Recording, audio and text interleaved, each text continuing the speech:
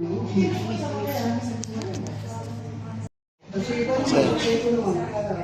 talaga sulit ko na.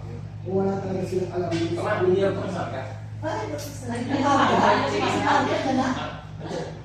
Kahit silang taputusok ko. Oh, sige po, sir. Tamang heard po. Baka may lang natin. Dumating na tamang yung statement. Ito ka pala, ito sa data mo.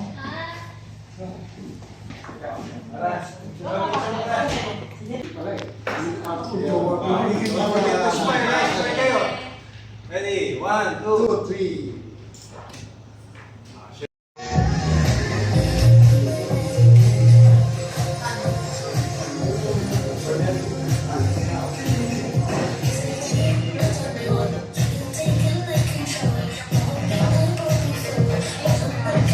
Nandito ako sa Makati. Na-attend na parang forum about sa buhay sa cruise ship. Yan.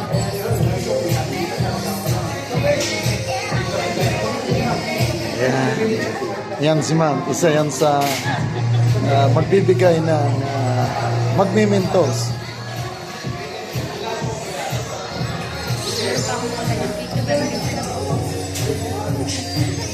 Nakita ko lang to sa Facebook, nag-appear sa akin, so kaya ako padalaw dito.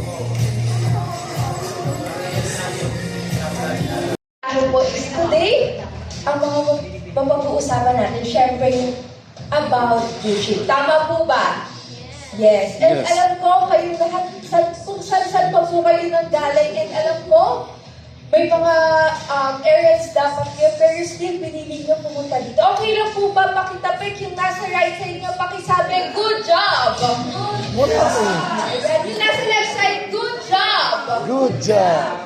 And pakitapik naman po yung sarili nyo, pakisabi, great job! Great job! Ayan, malakuhan naman po natin ang bawat lahat. Kasi syempre, di ba, pinili natin na pumunta dito and para mag-learn. Okay, so, ayan, ako po hindi na magpapatumpik-tumpik pa at alam ko excited na po kayong makilala ang speaker natin for tonight dahil kita-kita niyo naman po sa poster pa lang.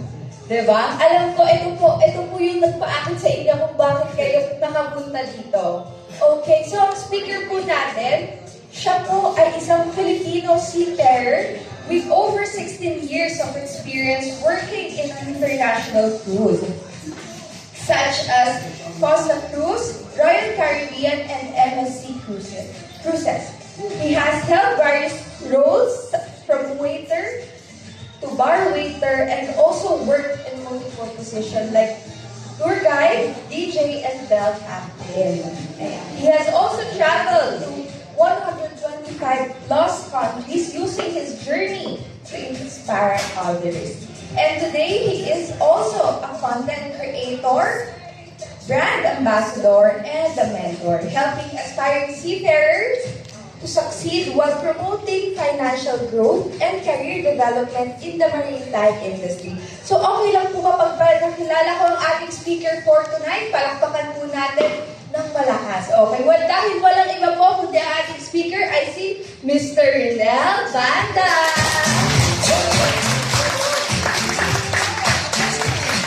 Alright. Magandang hapon, gabi sa inyong lahat. And welcome dito sa ating Buhay sa Cruise Ship Hub dito sa Makati. So first time natin magkakaroon ng hub, no? And sabi ko sa inyo, soon magkakaroon din tayo sa Manila. Doon sa Triumph Square building na kung saan isa rin ako sa brand ambassador ng Hospitality Training Institute. So, yan, gusto ko lang i-welcome kayo sa inyo and gusto kong ipakilala sa inyo, magkakaroon tayo ng topic ngayon. Ito yung i-discuss ko para doon sa mga aspiring seafarers. Meron ba dito mga aspiring seafarers yung gustong magbarko? Yan. Dapat taas nyo yung kamay nyo. Gusto mo pa rin magbarko? So, yan. Alright. Yun, gusto ko kayong makilala lahat din. Kasi dito sa community ng Buhay sa Cruise Ship, gusto ko magkakasama tayo. So bilang isang pamilya, Okay? Dahil nagtutulungan tayo. Anyway, magsimula na tayo sa ating presentation. On April 16, nandun naman ako sa Batangas with over 500 students. Magsasalita tayo, magtotalk tayo doon. I am very excited. Pupunta ako sa Westmed School para i-discuss mga graduating tourism students yon. Ang goal ko is, syempre, makasampa sila sa barko, matutunan nila yung buhay sa cruise ship. Kaya gusto kong malaman nyo tungkol about sa buhay sa cruise ship. So, magsisimula na tayo. First time.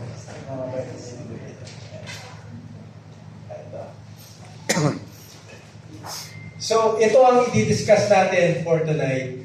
Okay? The truth about cruise ship life. Ano nga ba talaga yung buhay sa cruise ship? Meron ba dito mga seafarer na nakapagbarko? Kaya sir, saan kayo? Kilala sa inyo kung sino ba ako. Baka yung iba hindi ako kilala, nakita lang sa Facebook. Kaya gusto ko one-on-one eh. Gusto ko makita nyo ako mismo in person. Nagsasalita sa harap nyo. Baka sabihin nyo, scam lang to. Di ba? Yung nakikita nyo sa Facebook, yung mga kinagagawa ko ron, hindi po, matagal na po akong tumutulong sa mga aspiring seafarers. Sa katunayan, marami na ako nabibigyan ng free training. For almost 3 years, ginawa ko po yun. Wala tayong pera, pero nagbibigay tayo. Ang ginamit ko, influensya. So yung mga training center, ginamit din nila ako para makatulong. Sabi ko, sige, i-endorse ko yan. Basta gusto ko mabigyan nyo ng free training yung mga aspiring seafarers. Kaya nagpapasalamat ako sa kanila. So 16 years tayo in the cruise industry. So, ika nga, pag sinasabi, veterano na sa pagbabato.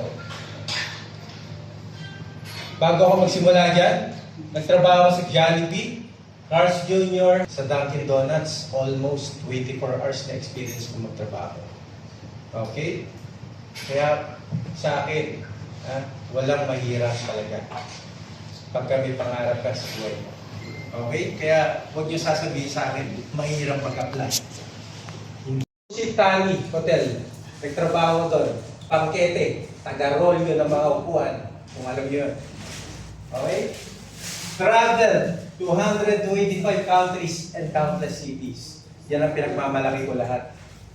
Sa Japan, ilang syudad ko na meron. Napuntahan ko.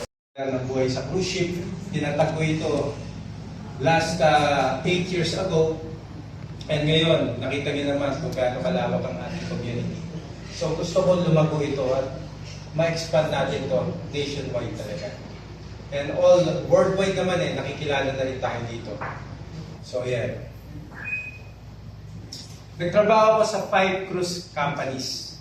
Different cruise companies. International.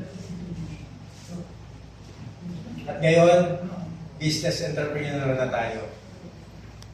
Meron tayong Otis Bed Space, meron tayong Otis Condo, si Mang Inasal, meron na, publish, SMDC Real Estate Agent, FKC Distributor, yung FKC physically and emotionally training.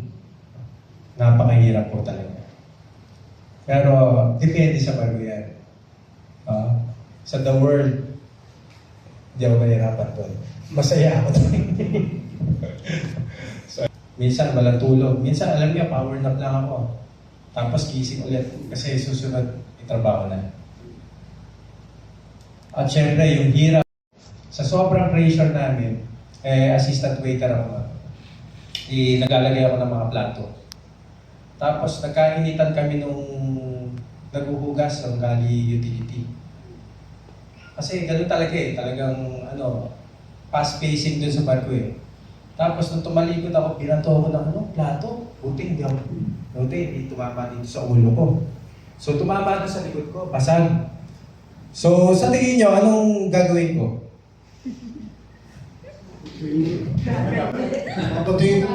Your family grow from afar. So yan yung mga na-encounter natin. Siguro yung baby nyo, iniwan nyo. Tapos pagdating nyo, palaki na. So ganyan yung mga na-encounter natin. Sakripisyo Ito yung mga nagiging sakripisyo natin sa barko. Ayan. Silent sacrifices, 8 to 8 months. Ano ba yung mga remedyo? Baka akala nyo, homesickness, may remedyo yan pag nasa barko kayo. Kailangan lang matatag ang isip nyo. So, punta kayo sa crew gym. Di ba? Magbasi kayo, mag-yoga kayo. Ako, nagamit ko to eh. Kasi nung nagtatrabaho ko dati sa Fitness First. Shore leave. Ayan, nagbabike ako. Nagsiswimming. Di ba, doon sa pagka-down ng barko, minsan may beach doon. Ayan, may pagkakataon kayo mag-swimming. Crew tour. So ayan, pumupunta kami sa iba't ibang mga lugar. Halimbawa, nasa sa barko. Meron tayo niyan. At syempre, nagsasideline ako doon. Yung massage. Nagmamassage ako doon. Kumikita ko $30 an hour. Pag uwi ko ng bahay, ginagawa ko, nag-hire ako ng massage therapist. Tapos nagpaturo ko, yung mother ko ang tinitingnan ko, ganito pala umagod ako. Ginawa ko. So, dapat discount $30, magkano rin yun, di ba? DJ, ano yan, $30 din yan. Ano? Laundry, yung iba naglo-laundry, yung iba nag-haircut. So marami. Kung mahilig kayo sa sports, basketball, bowling, soccer, jogging, ice skating, meron dun sa barko. No? Wall climbing, zip lining, to provide a better life.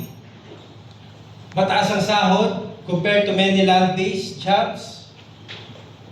Kaya nasabi ko sa inyo, yung sweldo ko nung dati doon sa Bell Captain, umaabot tayo ng 2,500 that time. Tapos pera pa yung mga tip. Minsan may mga tip ako natatanggap na mga €500, isang bigayan lang yun. First time ko makakita o ganyan, no? Isang papel lang pala yun, €500, kulay pink. Hindi ko makakalimutan yun. Kaya ako, kada dating nung shake yun eh. Kada dating niya eh, salubong kagad ako sa kanya, yahatid ko kagad yung mga maleta, yung mga gano'n. Pero syempre, pag malaki nakikita nyo, malaki rin ang stress, responsibility. Di ba? Responsibility. So yan. Ang kagandahan dyan, nakakagain tayo ng international experience. Yung travel opportunities to see different countries and cultures. Yun ang hindi yung experience ang hindi makukuha sa ating ng tao. Nakatutok na sila noon, minsan hindi nila naiisip mag-explore. So, at least ako, nagawa ko yun. Kahit na ako pa yung binabayaran.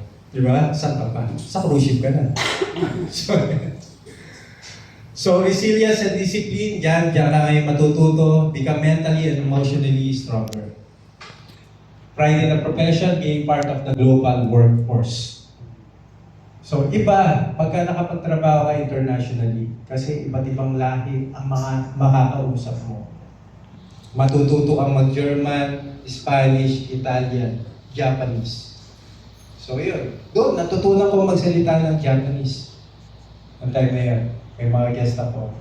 So, minsan, kinakantahan ko sila. Yung Japanese. Pinag-aaralan ko yan. Dapat gano'n kayo. Ora, Ashimoto mo mite ko lang, kore ga anata no ayumumichi. Tapos sabay bigay sa akin na yan. Yan ang sinasabi ko sa inyo. Spanish. Meron akong Spanish guest. Napakaganda. Ano siya, nandun yung magulang niya. Kinanta ko. Ya no hay besos a escondidas, no abrazos sin que nadie nos mire en un rincón. Paldo na naman ako. Sinasabi ko sa inyo eh, dapat ganun kayo. Medyo, pag-aralan nyo rin yung mga different language. Ikaw ba, ano natutunan mo sa language? Sa barko? Chinese. Chinese? Yeah.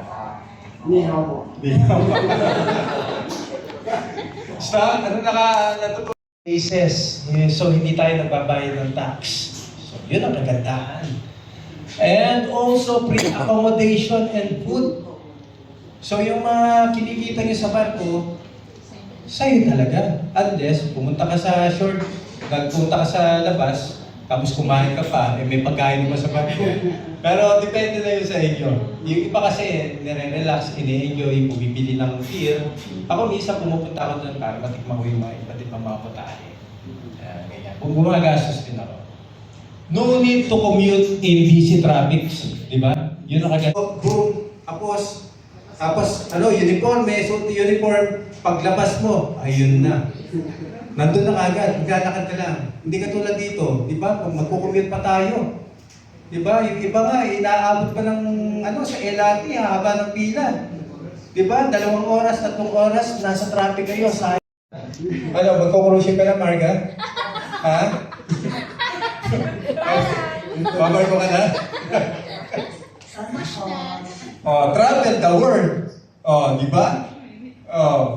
Alis lahat ng bansa. So yun. Pero at least mapupuntahan niyo yung mga yan. Yung name